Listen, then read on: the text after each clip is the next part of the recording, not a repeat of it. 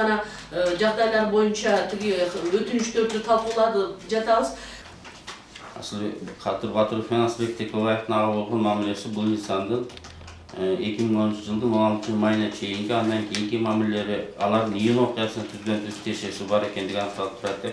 Mende misal için 7 normativni dokument var da. Rayonduk менен ушу жогорку соттун чечимдери бар. Жогорку кеңештин бул иш каралууга жатпайт деген. Бирок ошого карабастан сиз карап атасыз да. Кайсаны карама каршы келип, ошондой эле аз статусу депутатов бүт барын мен ушуну түшүнбөй турам да, ошону бир түшүндүрүп койсоңуз. Массалык маалымат каражаттары бүт бары тең, каяктан эмне тапсак ошонун баары тең мына ушул комиссиянын отчетторуна тиркелген. Закон о статусе депутатов Жогорку Кеңеш, закона о регламенте Жогорку Кеңеш, статьи 221, пункта 9. Прошу данное производство дела прекратить. Бизде оригинал документтердин болушунча бизде бар, биз сотко көрсөтө алабыз. Эми ким эмне деп сүйлөдү? Ким эмне деди? Мына ошол күбөлөр бүт бар экен, мына ошондо ачык айкын көрсөтүлүп турат.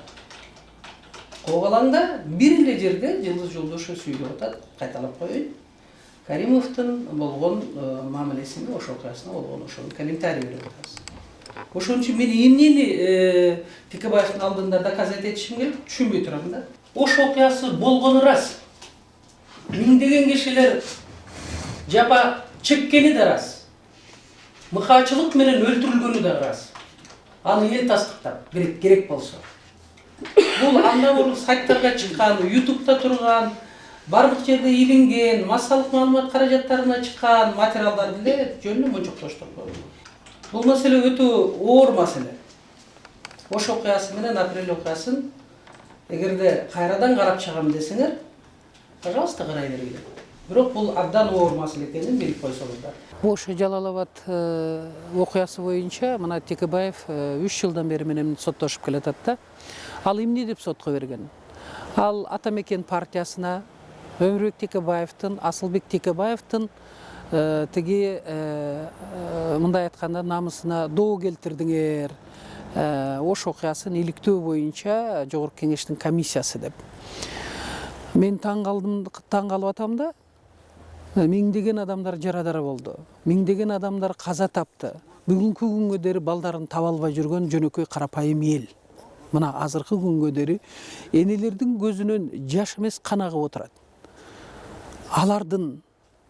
Алардын ошол адамдык намысы, же болбосо жөнөкөй эле жарандык кайгысы, мындай айтканда ошондой оор жоготуулар Текебаевдин кичинекей бир намысынан ылдый турабы? Мен ушуну түшүнбөй атам да.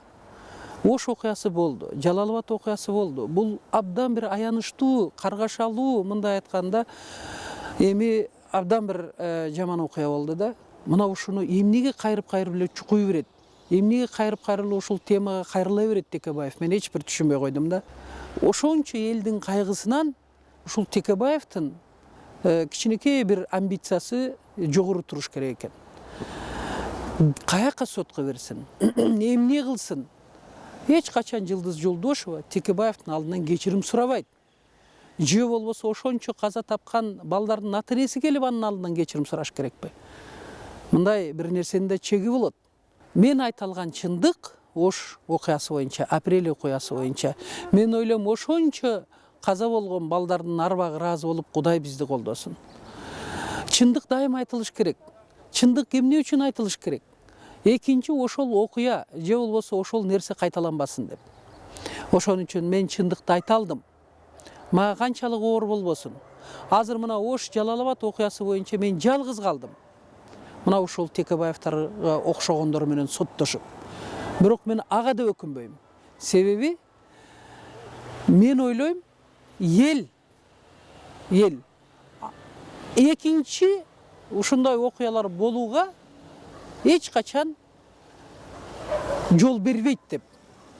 Себеби көрдүңөр, жөнөкөй карапайым элдин балдары мына ушул жабыр тартып калды да.